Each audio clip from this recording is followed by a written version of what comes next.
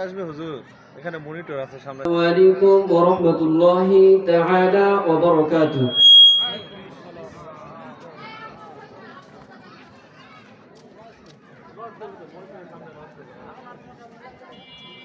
আপনারা সকলেই কেমন আছেন?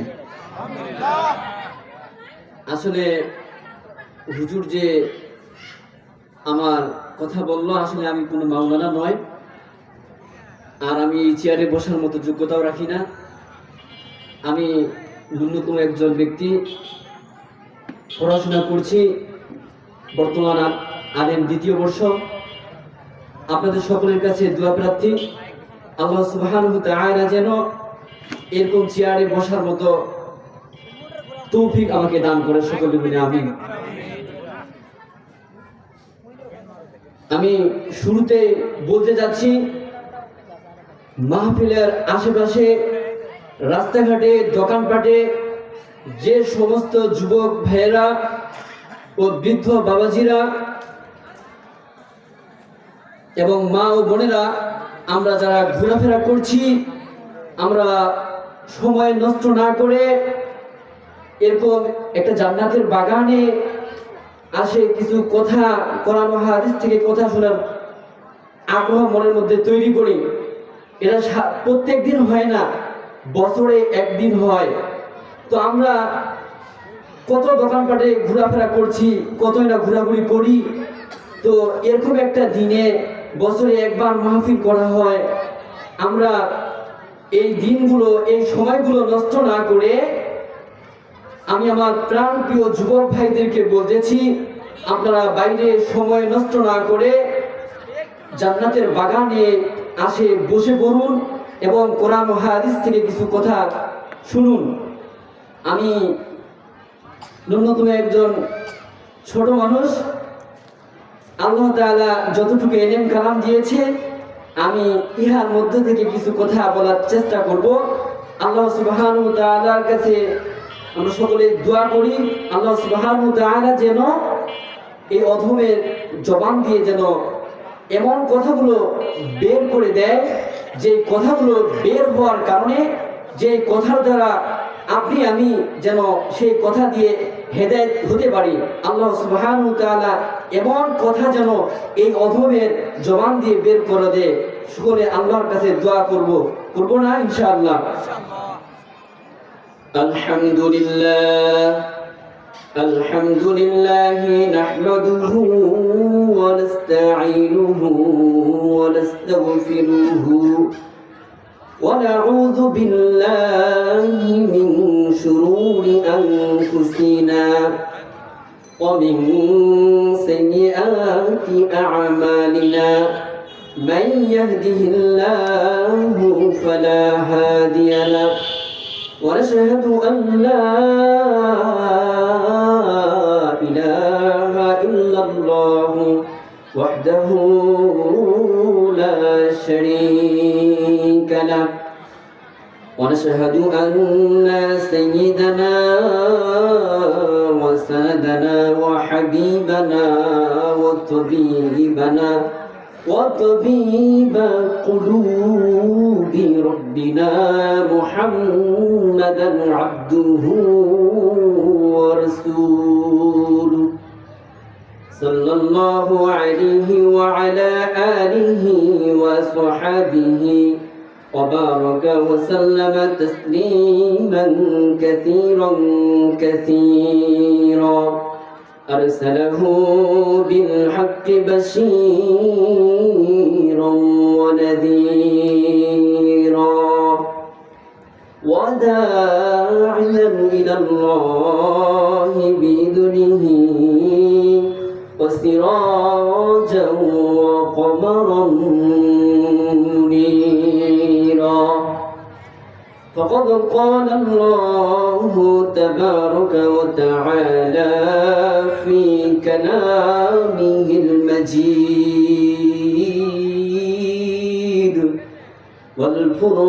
والفرقانه الحميد. أعوذ بالله من الشيطان الرجيم. بسم بسم الله الرحمن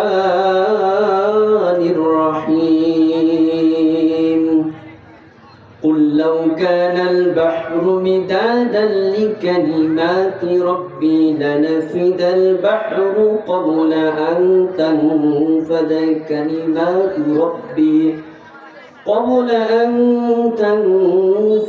كلمات ربي ولو جئنا بمثله مددا الله أكبر وقال تعالى قال رسول الله صلى الله عليه وسلم عن أبي هريرة رضي الله عنه قال رسول الله صلى الله عليه وسلم الصلوات الخمس والجمعة إلى الجمعة ورمضان إلى رمضان مكفارة لما بينهن إذا اجتنبت الكبائر رواه مسلم أو كما قال عليه الصلاة والسلام بسم الله الرحمن الرحيم إن الله وملائكته يصلون على النبي يا أيها الذين آمنوا صلوا عليه وسلموا تسليما اللهم صل على محمد আমরা সকলেই পড়ি اللهم صل على محمد وعلى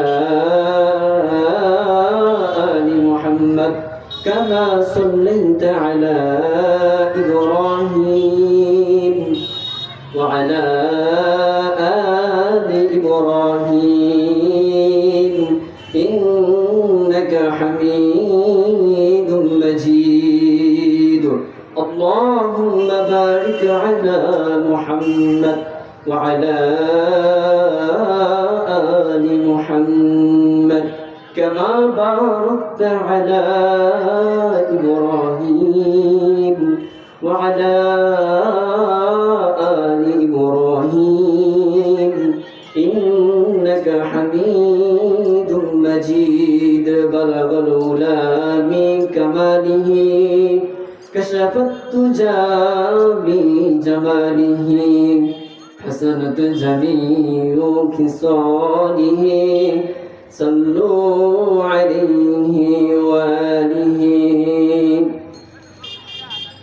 মক্কার পরে আরবের মুখে মামিনার যেথায় ঘর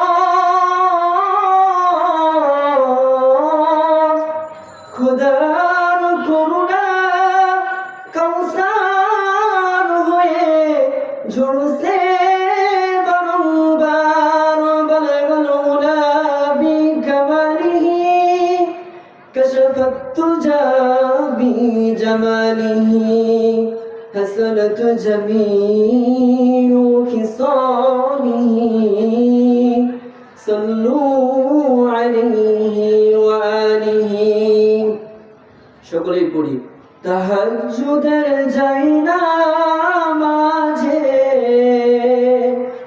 তাহাজ্জুদের যাই না মাঝে মরণ দিয়া প্রভু আমায় ইকামতে দিনের পথে কবুল করে নিও আমায় সকলে পড়ি তাহাজ্জুদের যাই না মাঝে মরণ দিয়া প্রভু আমায় ইকামতে দিনের পথে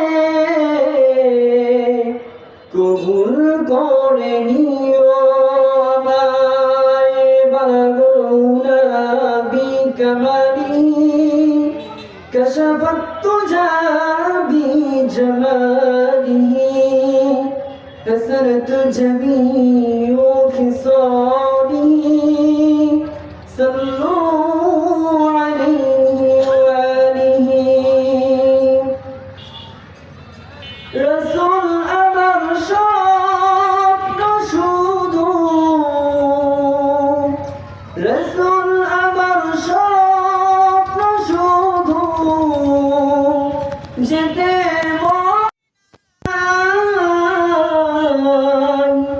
লক্ষ কোটি সালাম জানাই তোমারই রওজায় অশ্রু ঝরে আখি তারা মনের যন্ত্রণায়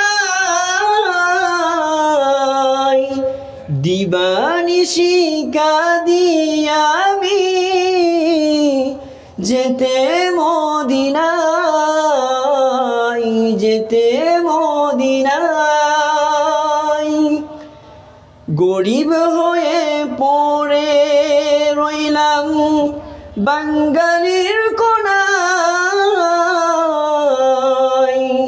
হাজি ভাইগঞ্জ যাও গো যদি সোনার মদিনায় সোনার মদিনায় সেই মাটিতে শুয়ে আছেন মোদের নবী হায় দিবানিশি কাঁদি আমি যেতে মদিনায় যেতে মদিনায় মদিনায় যেতে চান না কারা কারা হাত তুলেন তো সকলে যেতে চাই তাই না সকলে একটু বলি রাসূল আমার স্বপ্ন শুধু রাসূল আমার স্বপ্ন শুধু যেতে মদিনায় লক্ষ কোটি সালাম জানাই তোমারই রওজায় বালাগাল উলা বিকামালিহি কাশাফাত তুজা বিজামালিহি হাসানাত জামিউ খিসালিহি সাল্লু আলাইহি ওয়া আলিহি আলহামদুলিল্লাহ ফতেপুর পূর্বপাড়া ও পশ্চিম মঙ্গলপুর ঈদগাহ মাঠের উদ্যোগে দ্বিতীয় বার্ষিকী তাফসিরুল কুরআন মাহফিলের আজকের এই রজনীতে আল্লাহ সুবহানাহু ওয়া তাআলা এরকম একটি দিনের বাগানে জান্নাতের বাগানে আমাদেরকে আসা এবং বসা ও কোরআন ও হাদিস থেকে কিছু কথা শুনবার মতো তৌফিক এনায়েত করলেন সেই মালিকের দরবারে শুকরিয়া জ্ঞাপন করছি সকলে পড়ছি আলহামদুলিল্লাহ আমরা এরকম একটা জান্নাতের বাগানে আসতে পারে খুশি না বেজা কে কে অখুশি হাত তুলেন তো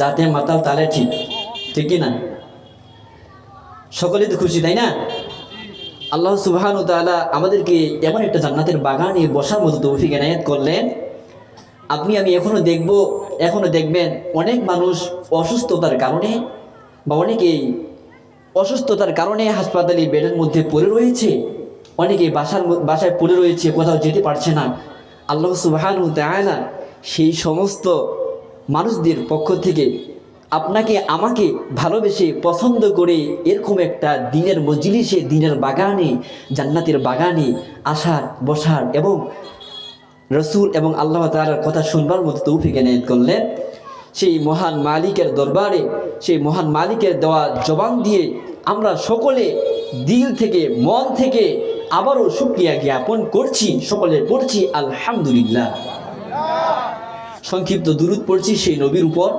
যিনাকে সৃষ্টি না করা হলে কোনো মাখলুককে সৃষ্টি করা হতো না আপনি আমি কেউ সৃষ্টি হতাম না সেই মানুষটির উপর সংক্ষিপ্ত দুরূদ পড়ছি সকলে পড়ছি সাল্লাল্লাহু আলাইহি ওয়াসাল্লাম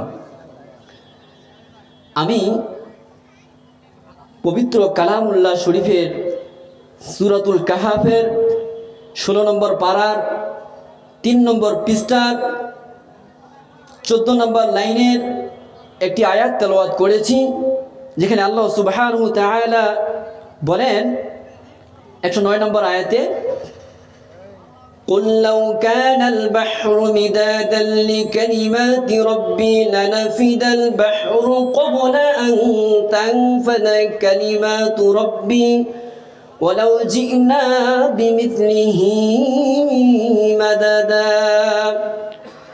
আল্লাহ সুবহানাহু ওয়া তাআলা আল্লাহর রাসূল সাল্লাল্লাহু আলাইহি ওয়াসাল্লামকে বলছেন যে আপনি জানিয়ে দিন, মানুষদেরকে বলে দিন যে দুনিয়াতে যত সমুদ্র রয়েছে সমস্ত সমুদ্রের পানিগুলোকে যদি কালি বানানো হয়, আর সারা পৃথিবীতে যত গাছ রয়েছে এই গাছগুলোকে যদি কেটে কেটে কলম বানানো হয়, আর গাছের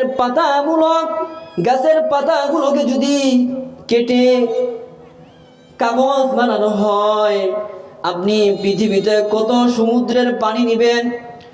আটলান্টিক মহাসাগরের পানি নেন, বঙ্গোপসাগরের পানি নাও, যমুনা নদীর পানি নাও, মেঘনা নদীর পানি নাও, যত নদীর তুমি পানি নিবে সমস্ত সমুদ্রের পানিগুলোকে একত্র করে যদি কালি বানানো হয়, আর সেই কালি দিয়ে সেই গাছমূলক কলমগুলো দিয়ে, গাছের পাতামূলক কাগজগুলো দিয়ে, সমুদ্রের পানিমূলক কালিগুলো দিয়ে যদি আমি মহান রব্বুল আলামিনের প্রশংসা লেখা শুরু করো, সমস্ত সমুদ্রের পানিমূলক কালিগুলো শেষ হয়ে যাবে, সমস্ত দুনিয়ার গাছমূলক কলমগুলো শেষ হয়ে যাবে, পাতামূলক কাগজগুলো শেষ হয়ে যাবে, তবু আমি মহান রব্বুল আলামিনের প্রশংসা আদায় করে লিখে শেষ করা যাবে না।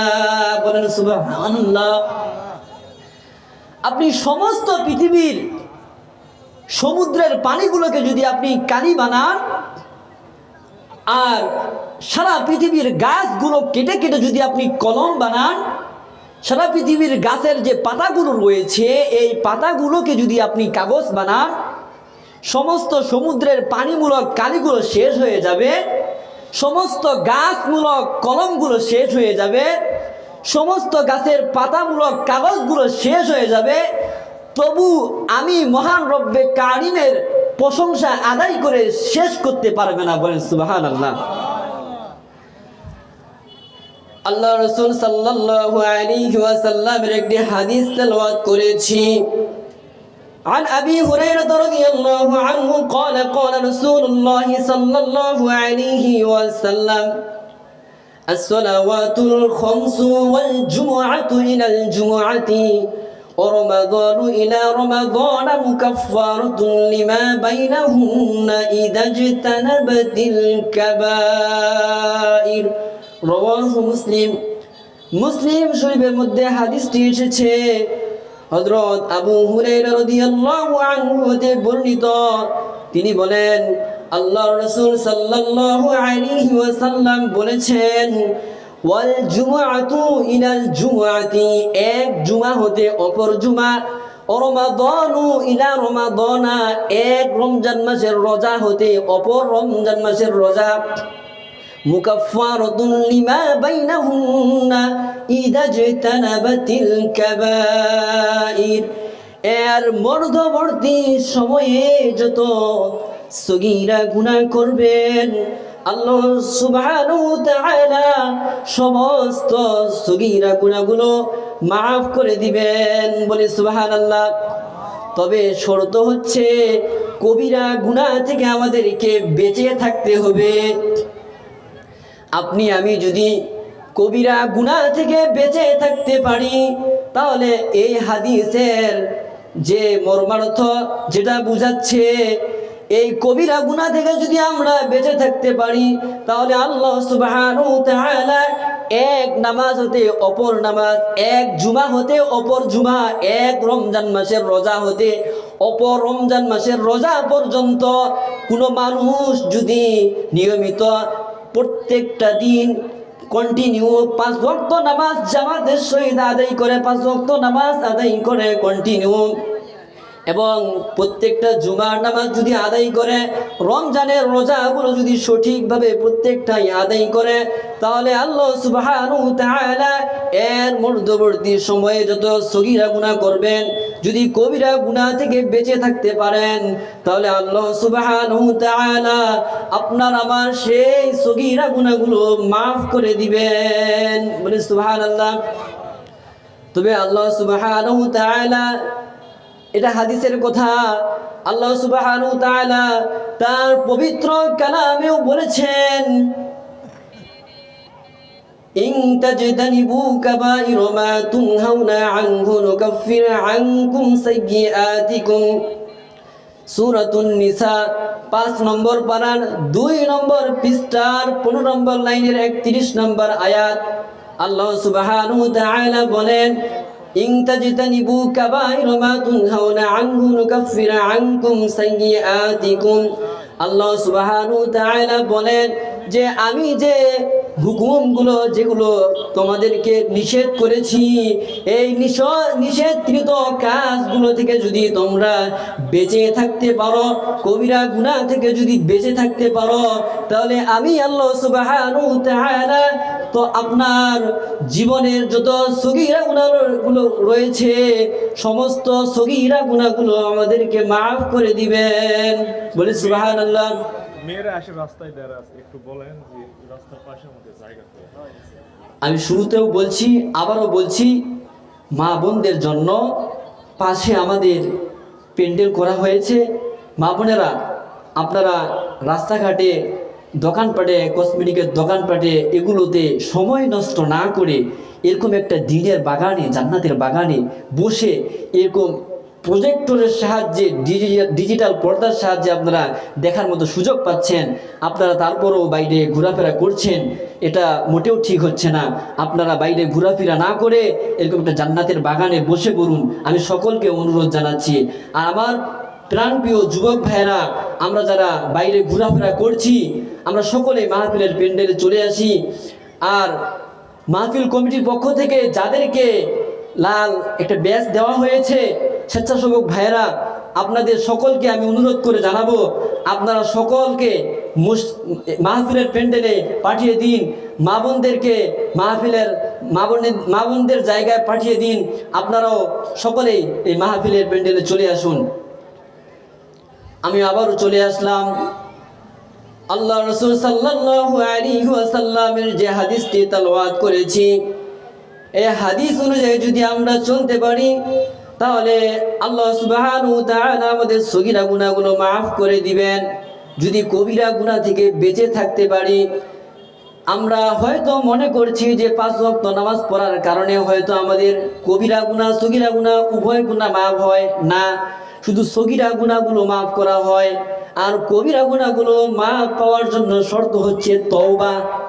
তওবা করতে হবে। আল্লাহ যদি চায় তাহলে আপনার এই সগীরা গুনার পাশাপাশি কবিরা গুনাহগুলো আপনার মাফ করে দিতে পারেন, যদি আল্লাহ চায়। আজকে আমরা আল্লাহর হুকুমগুলো মানছি না, 5 ওয়াক্ত নামাজ আদায় করছি না।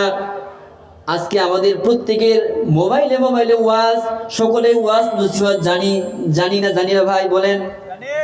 সকলেই আমরা ওয়াজ নসিহত জানি, কিন্তু মানি না। আমি প্রায় একটা কথা বলি যে জানার নাম কামিয়াবি নয়, মানার নাম হচ্ছে কামিয়াবি। জানি কিন্তু মানি না, লাভ নাই। আপনি আমি যতটুকুই জানি ততটুকুই মানি। একটা হাদিস আছে, আল্লাহ রাসূল সাল্লাল্লাহু আলাইহি ওয়াসাল্লাম বলেন, আখলিস দীনাকা ইয়াকফিকাল আমালুল কলিল, যে তোমার ঈমানকে খাঁটি করো, অল্প আমল ওই নাজাতের জন্য যথেষ্ট হয়ে যাবে। বলি সুবহানাল্লাহ। আমরা অনেকে কিছু জানি না, এজন্য আমলও করি না। আপনার ভুল হচ্ছে 2টা।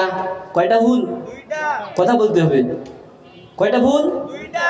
আপনি জানেন না এটা একটা ভুল, আর মানেন না এটা আরেকটা ভুল। আপনি জানেন না আর জানতেও চান না, জানেন না বলে আপনি আমলও করছেন না। আল্লাহ তাআলা আপনাকে জানার জন্য আগ্রহ করতে বলছে। এখানে অত্র মসজিদে একটা কেন্দ্র খোলা হয়েছিল, জাকাত ম্যানেজমেন্ট থেকে কোরআন পাঠদানের একটা ব্যবস্থা করা হয়েছিল। সেখানে আমি একজন নগণ্য মানুষ আপনাদেরকে শিক্ষা দিতে চেয়েছিলাম, কিন্তু আমি যেটা দেখলাম অত্র সমাজে কোনো মানুষের সামান্যতম ন্যূনতম কোনো আগ্রহ আমি কারো দেখি নাই। এই কোরআন শিক্ষা করার জন্য, এই কোরআন শিখার জন্য যদি আপনারা এত পিছপা হন, তাহলে আপনার আমার কবরে গেলে কি অবস্থা হবে মুসলমান? আপনি আমি দুনিয়াতে কয়দিন বাঁচবো কোনো গ্যারান্টি আছে? নিঃশ্বাসের কি কোনো বিশ্বাস আছে মুসলমান? নিঃশ্বাসের কোনো বিশ্বাস নাই। যে কোনো সময় আমাদের হায়াত শেষ হয়ে যেতে পারে, আমরা কোনো আমাদের নিঃশ্বাসের গ্যারান্টি দিতে পারবো না। পারবো কি ভাই? যদি আমরা দুনিয়াতে থাকা অবস্থায় আল্লাহর হুকুমগুলো না মানি, আল্লাহর যে আদেশগুলো করেছে সেইগুলো যদি আমরা না মানি, তাহলে কবরে আমাদের কি অবস্থাটাই না হবে মুসলমান। আপনি আমি যখন দুনিয়ার জমিন ত্যাগ করে পরকালের জমিনে চলে যাব, কবরে যখন যাব, কবরে কয়টি প্রশ্ন করা হবে মুসলমান? কয়টি প্রশ্ন করা হবে? তিনটি। প্রথম যে প্রশ্নটি করা হবে, মান রব্বুকা, তোমার রব কে? দ্বিতীয়টি যে প্রশ্নটা করা হবে, মান দীনুকা, তোমার দিন কে? তৃতীয়টি যে প্রশ্নটা করা হবে, মান নাবিয়ুকা, তোমার নবী কে? এবং আল্লাহ রাসূল সাল্লাল্লাহু আলাইহি ওয়াসাল্লামের একটা ফটো আপনার আমার সামনে দেখানো হবে, আর বলা হবে চিরনি এই মানুষটিকে। আপনি আমি যদি দুনিয়াতে থাকা অবস্থায় আল্লাহর হুকুমগুলো সঠিকভাবে আদায় করি, আল্লাহ যে হুকুমগুলো আমাদেরকে দুনিয়াতে করতে বলেছেন, সেই হুকুমগুলো যদি আমরা সঠিকভাবে আদায় করি, তাহলে আমরা কবরে সেই প্রশ্নগুলোর উত্তর দিতে পারবো। পারবো কি পারবো না মুসলমান? যদি আমরা এই তিনটি প্রশ্নের উত্তর কবরে দিতে পারি, বাকি যে ধাপগুলো রয়েছে এই ধাপগুলো আমরা সহজেই পারি দিতে পারবো। এই হাদিসটি, এই তিনটি প্রশ্ন উত্তর দিতে পারলে বাকি ধাপগুলো সহজেই যেতে পারবো। এই কথা আবু জেহেলও শুনেছে কি শুনেছে না? আবু জেহেলের কানে যখন এই কথা যায়, আবু জেহেল এই প্রশ্নগুলো ভালো করে মুখস্থ করে ঠোঁটস্থ করে। ভাই বলেন তো, যদি আপনি মুখস্থ করে যান, দুনিয়াতে থাকা অবস্থায় আল্লাহর হুকুমগুলো মানেননি, শুধু এই প্রশ্নগুলোর উত্তর মুখস্থ করে আপনি কবরে গেছেন, আপনি কি কবরে এই প্রশ্নগুলোর উত্তর দিতে পারবেন? কখনোই পারবেন না। যদি আপনি আমি এই দুনিয়ার জমিনে আল্লাহর হুকুমগুলো সঠিকভাবে মেনে আদায় করে যদি কবরে যাই ভাই, তাহলে অবশ্যই আমরা সেই প্রশ্নগুলোর উত্তর দিতে পারবো।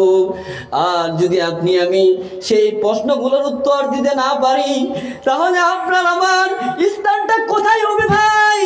আল্লাহ সুবহানাহু ওয়া তাআলা তার পবিত্র কালামে বলেছে, ওমা খালাকতুল জিন্না ওয়াল ইনসা ইল্লা লিয়াবুদুন।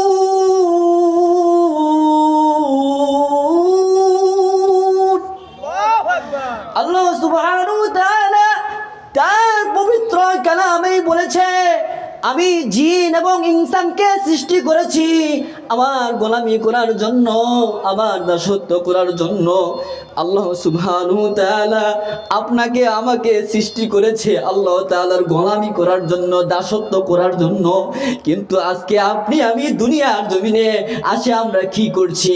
না করছি আল্লাহর কোনো হুকুম, না করছি আল্লাহ রাসূল সাল্লাল্লাহু আলাইহি ওয়াসাল্লামের কোনো সুন্নাত। ঠিক কিনা? আমরা সব সময় সর্বদা দুনিয়ার কাজের মধ্যে লিপ্ত হয়ে পড়ে রয়েছি।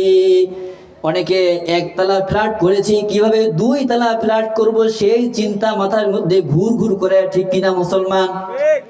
কিভাবে 5 তলা করতে পারবো সেই চিন্তা মাথার মধ্যে ঘুর করে। কিন্তু আপনার আমার নিঃশ্বাসটা কতটুকু আছে এইটুক বিশ্বাস কিন্তু কেউ কারো নাই, কেউ বলতে পারবো না।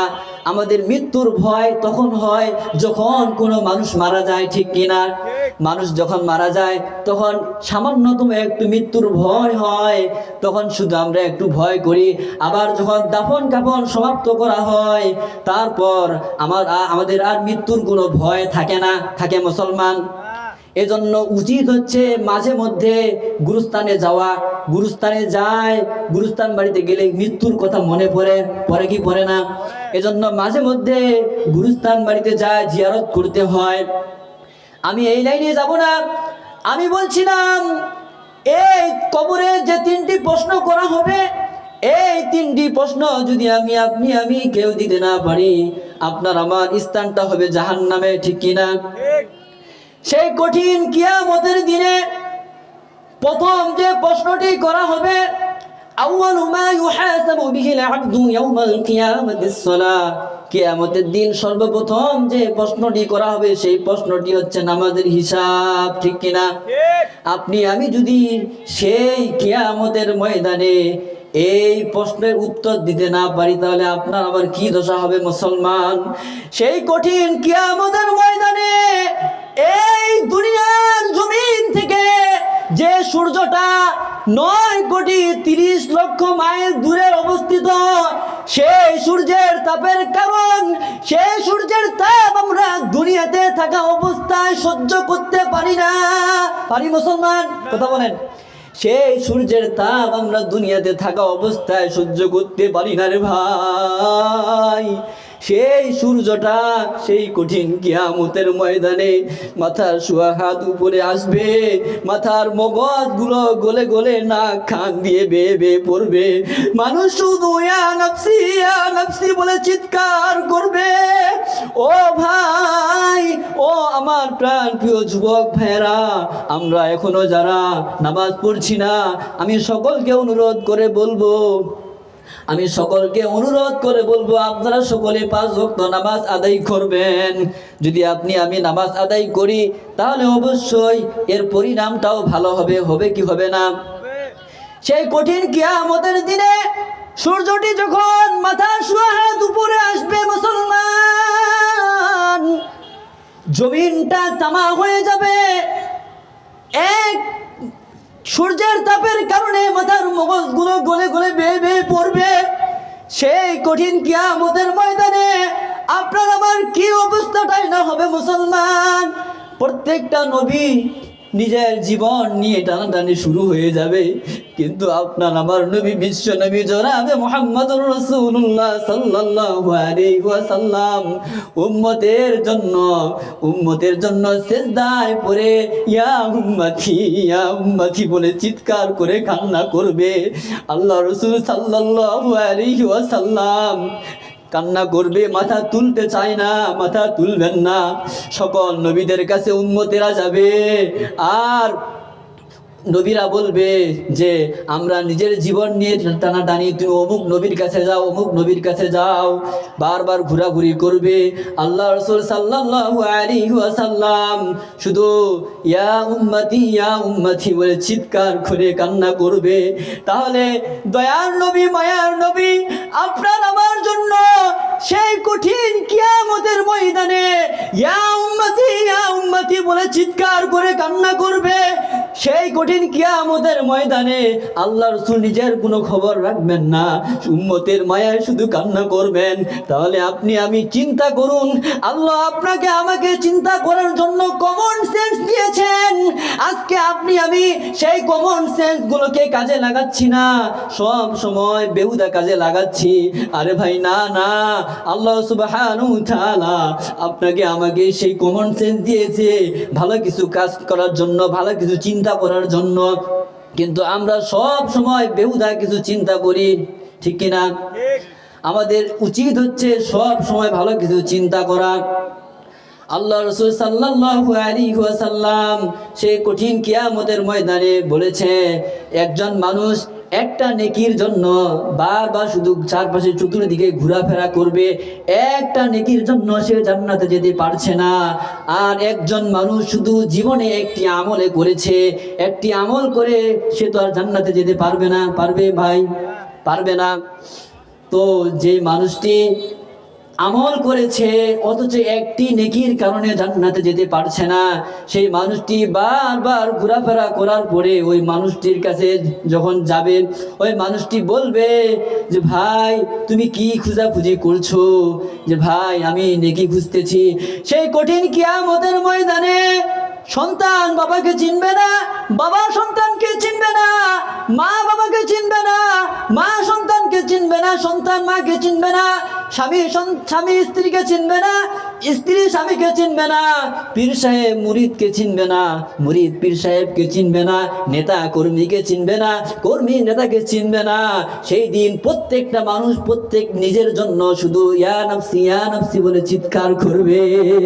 মুসলমান, এজন্য আপনার আমার উচিত হচ্ছে এই দুনিয়াতে থাকা অবস্থায় আল্লাহর হুকুমগুলো সঠিকভাবে আদায় করে কবরে যাওয়া। যদি আমরা আল্লাহর হুকুমগুলো সঠিকভাবে আদায় করে কবরে যেতে পারি তাহলে অবশ্যই এর পরিণামটা ভালো হবে। হবে কি হবে না মুসলমান? হযরত সুমাইর আসবাহী রহমাতুল্লাহি আলাইহি একটি ঘটনা মনে পড়ল।